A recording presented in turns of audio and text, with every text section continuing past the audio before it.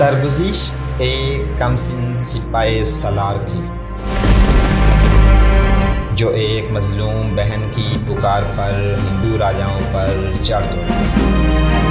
تاریخ اسلام کے اس جرنیل نے بہادری، شجاعت اور قوت ایمانی سے نہ صرف سندھ کو فتح کیا بلکہ اپنے حسن سلوک سے وادی سندھ کو اسلام کے نور سے منور کر دیا۔ توحید پہ جان نشاور کرنے والے اس سپاہی کی کہانی شروع کرنے سے پہلے آپ سے گزارش ہے کہ ہمارے چینل گلوبل نالج کو سبسکرائب کریں اور گھنٹی کے بٹن کو ضرور پریس کریں تاکہ ہماری ہر آنے والی ویڈیو آپ تک بآسانی پہنچ سکے۔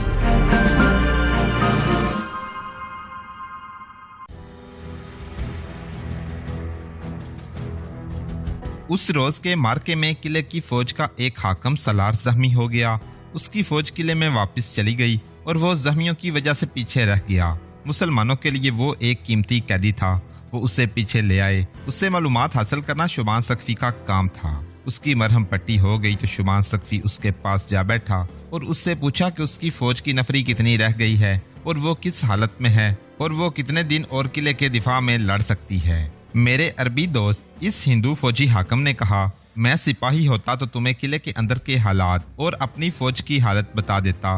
میں فوج کے حاکموں میں سے ہوں اور میں برہمن ہوں۔ تم شاید نہیں جانتے کہ برہمن ہندوؤں کی سب سے اونچی ذات ہے اور مندروں کے پنڈت صرف برہمن ہوتے ہیں۔ ملک اور مذہب کا جتنا پاس برہمن کو ہوتا ہے اتنا اور کسی ذات کو نہیں ہو سکتا۔ مجھ سے یہ امید نہ رکھو کہ میں اپنی فوج، اپنے مذہب اور اپنے ملک کے ساتھ یہ غداری کروں گا کہ تمہیں اپنے راز اور اپنی کمزوریاں بتا دوں۔ تم نہیں بتاؤ گے تو تمہارا کوئی اور آدمی بتا دے گا۔ شبان سقفی نے کہا، پھر تم ہم سے ہمدردی اور اچھے سلوک کی توقع نہ رکھنا، میں تمہیں بخشوں گا نہیں۔ اس قلعے کی خاطر ہماری بہت سی جانیں ضائع ہوئی ہیں اور اس قلعے کی خاطر میں اپنی جان دینے کے لیے تیار ہوں۔ ہندو حاکم نے کہا، تم مجھے جو سزا دینا چاہتے ہو دو، میں ہر طرح کی اذیت برداشت کر لوں گا اور خوشی سے جان دے دوں گا، لیکن تم نے ابھی میری پوری بات نہیں سنی۔ میں پہلے ہی ایک اذیت میں مبتلا ہوں، مجھے ذرا سوچنے دو۔ مجھے بتاؤ، شبان سقفی نے کہا، میں تمہیں سوچنے میں مدد دوں گا۔ قلعے کے اندر لوگ پیاس سے مر رہے ہیں۔ ہندو حاکم نے کہا، ابھی اتنی زیادہ موتیں نہیں ہوئیں۔ اگر ان لوگوں کو 3 دن اور پانی نہ ملا تو وہ مرنے لگیں گے۔ کنویں بہت تھوڑے ہیں، ان کا پانی فوج کو اور گھوڑوں کو پلا دیا جاتا ہے۔ فوجیوں کو بہت تھوڑا پانی مل رہا ہے، حاکموں کے گھروں میں پورا پانی جاتا ہے۔ میں بھی پیاسا نہیں رہا، لیکن جب سے میں نے پیاس سے مرے ہوئے 2 بچوں کو دیکھا ہے مجھے ایسے محسوس ہو رہا ہے جیسے میں نے انہیں پیاس سے مارا ہے۔ مجھے معلوم ہوا ہے کہ شہر میں کنویں کھودے جا رہے ہیں۔ شبان سقفی نے کہا، ان کنووں سے پانی نکلنے تک کئی لوگ پیاس سے مر چکے ہوں گے۔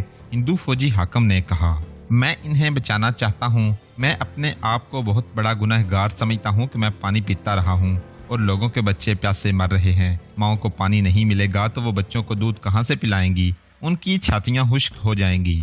پھر تمہاری فوج ہتھیار کیوں نہیں ڈال دیتی؟ شبان سقفی نے پوچھا۔ فوج ہتھیار نہیں ڈالے گی، ہندو فوجی حاکم نے کہا، اور میں تمہیں ایک بات بتا دیتا ہوں، گزشتہ رات راجہ کرسیا قلعے سے بھاگ گیا ہے۔ وہ اپنے خاندان کو ساتھ لے گیا ہے۔ وہ کس طرف سے نکلا ہے پہلے دیکھ لیا گیا تھا؟ حاکم نے جواب دیا، اس طرف تمہارا کوئی آدمی نہیں تھا، راجہ کورسیا ہی تو قلعے کا حاکم تھا۔ بجرا کہاں ہے؟ شبان سقفی نے پوچھا۔ وہ تو قلعے میں ہی ہوگا، فوج کو اسی نے اپنے قابو میں رکھا ہوا ہے۔ ہندو حاکم نے کہا، لیکن وہ تمہیں نہیں ملے گا۔ تم قلعے میں داخل ہوگے تو وہ قلعے سے نکل جائے گا۔ تم میری بات سنو، میں جانتا ہوں تم شہر کے لیے پانی نہیں کھولو گے۔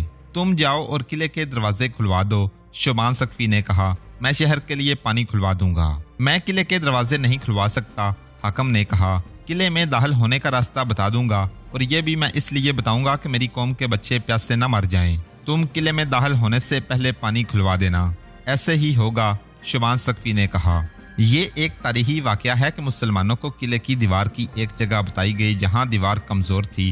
اندر کی طرف دیوار میں دراڑ پڑ گئی تھی۔ یہ دیوار اس طرف تھی جس طرف دریا تھا۔ محمد بن قاسم کو اطلاع دی گئی۔ اس نے بڑی منجنیقیں اس طرف لے جا کر دیوار پر سنگباری کا حکم دیا۔ ان منجنیقوں میں عروس بھی تھی جو سب سے بڑی اور بہت وزنی پتھر پھینکنے والی منجنیق تھی۔ ان تمام منجنیقوں سے دیوار کے کمزور مقام پر پتھر پھینکے جانے لگے اور دیوار ٹوٹنے لگی۔ سنگباری جاری رکھی گئی اور دیوار میں بہت بڑا شگاف ہو گیا، لیکن یہ شگاف زمین سے اتنا اونچا تھا کہ گھوڑے اس بلندی تک نہیں پہنچ سکتے تھے۔ منجنیقوں کو ایسی پوزیشن اور ایسے فاصلے پر رکھا گیا کہ پتھر شگاف کے نیچے لگیں۔ تھوڑی ہی دیر بعد شگاف کے نیچے سے دیوار ٹوٹنے لگی और शगाफ नीचे को लंबा होने लगा। शोबान सकफी के मशवरे पर मोहम्मद बिन कासम ने हुक्म दिया कि शहर का पानी खोल दिया जाए। पानी की नाली खोल दी गई। पानी शहर में दाखिल हुआ तो लोग जो पानी को तरस रहे थे पानी पर टूट पड़े। फौजी भी प्यासे थे, उन्होंने भी पानी पर दावा बोल दिया। किले के अंदर अफरा तफरी बपा हो गई। दीवार का शिगाफ थोड़ा ही ऊंचा रह गया था। अरबी सवारों ने घोड़े दौड़ा दिए और घोड़े कूद कूद कर शिगाफ के अंदर जाने लगे।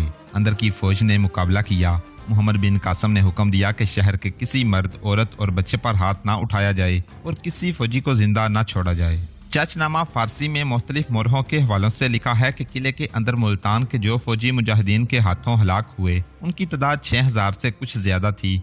शहर में मोहम्मद बिन कासम के हुक्म से ऐलान होने लगे कि शहर के लोग भागने की कोशिश न करें, अपने घरों के दरवाजे खुले रखें, किसी फौजी को पनाह न दें, राजा के खानदान के किसी फर्द को शहर का कोई बाशिंदा अपने घर में न छुपाए, हमारी फौज का कोई आदमी किसी घर में दाखिल नहीं होगा, तुम्हारे मालो अमवाल महफूज रहेंगे। लोगों में भगदड़ बपा थी। इधर मुजाहिदीन शहर में दाखिल हो रहे थे, उधर शहर के लोग दूसरे दरवाजों की तरफ उठ भागे। मुजाहिदीन ने दरवाजे बंद कर दिए। इस वक्त तक कुछ लोग भाग चुके थे। भाग जाने वालों में बजरा और उसका खानदान भी था। शहर के लोगों को किला सर होने की खुशी इस वजह से हुई कि इन्हें पानी मिल गया। लोग उन हौजों पर टूट पड़े जिनमें पानी का जहीरा जमा हो रहा था। पानी की खातिर लोगों ने अपने घरों की भी परवाह न की। उन्हें तवक्को तो ये थी कि फातेह फौज घरों में लूट मार करेगी, लेकिन ऐलान होने लगे कि फातेह फौज कोई ऐसी हरकत नहीं करेगी। लोगों ने देखा कि उनके घर और उनकी जवान लड़कियां महफूज हैं। कोई मुसलमान फौजी उनके खुले हुए दरवाजों की तरफ देख भी नहीं रहा था। लोग हैरतज़दा थे कि वो बिल्कुल महफूज थे। मोहम्मद बिन कासम ने शहर के हिंदू हाकिमों को बुलाया और उन्हें कहा कि वो शहर के चंद एक सरकर्दा अफराद को बुलाएं। कुछ देर बाद शहर के 8-10 मुअज़्ज़ज़ अफराद आ गए। उनके चेहरों पर खौफजदगी के आसार थे। मोहम्मद बिन कासम ने उन्हें एहतराम से बिठाया।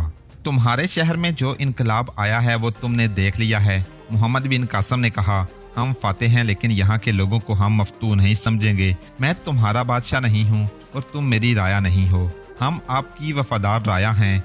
एक मोमर हिंदू ने उठकर हाथ जोड़कर और चुप कर कहा, हम हमेशा राया रहे हैं और आपकी भी राया बनकर रहेंगे। हम यही जानते हैं कि एक राजा चला गया है और उसकी जगह एक बादशाह आ गया है। हम तुम्हें वो बताने आए हैं जो तुम नहीं जानते। मोहम्मद बिन कासम ने कहा, मैं तुम्हारे साथ जो बातें कर रहा हूँ ये बातें मेरी नहीं, ये हमारे मजहब के असूल और अहकाम हैं जिनका मैं पाबंद हूँ। इस्लाम में कोई बादशाह नहीं और कोई राया नहीं। हुक्मरानी सिर्फ अल्लाह की होती है। हमारे ज़िम्मे ये काम है कि अल्लाह के अहकाम की पैरवी करें और दूसरों से भी पैरवी करवाएं। अपने आप को आज़ाद समझो, आज़ादी से अपनी इबादत करो। तुम्हारे मंदिरों के दरवाजे खुले रहेंगे। किसी मुसलमान को मंदिर के अंदर कदम रखने की इजाज़त नहीं होगी। तो क्या आप हमें मुसलमान होने पर मजबूर नहीं करेंगे? एक और हिंदू ने पूछा। नहीं, मोहम्मद बिन कासम ने कहा, हम तुम्हें मजहब तब्दील करने पर मजबूर नहीं करेंगे।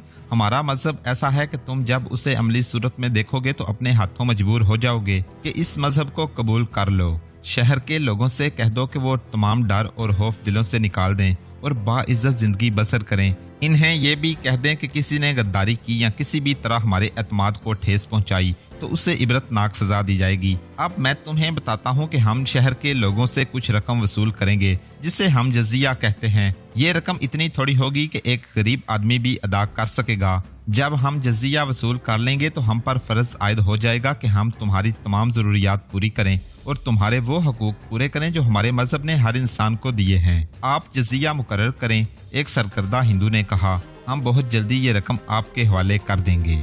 ये रकम मेरा वो हाकिम वसूल करेगा जिसे मैं इस काम के लिए मुकर्रर करूंगा। मोहम्मद बिन कासम ने कहा, मैं इस शहर के उन लोगों से जो अमीर कबीर हैं और ज्यादा रकम दे सकते हैं जजिये के अलावा मजीद रकम लेना चाहता हूँ। ये रकम इसलिए ली जाएगी कि मेरी फौज को बहुत ज्यादा तकलीफ उठानी पड़ी है और जख्मियों की तादाद बहुत ज्यादा है। इस इजाफी रकम को तुम लोग तावान समझो या कुछ और, तुम्हें ये रकम जिसकी मैं कोई हद मुकर्रर नहीं करता अदा करनी पड़ेगी। ब्लाजरी फतू अल बुल्दान में लिखता है कि शहर के तमाम लोगों ने जजिये की रकम अदा कर दी और शहर के जो अमीर और खुशहाल लोग थे उन्होंने इजाफी रकम अलग दी जो 60,000 दिरहम की मालियत की थी। मोहम्मद बिन कासम ने यह 60,000 दिरहम अपनी फौज में तकसीम कर दिए। मुल्तान 95 हिजरी 713 14 हिजरी में फतह किया गया था।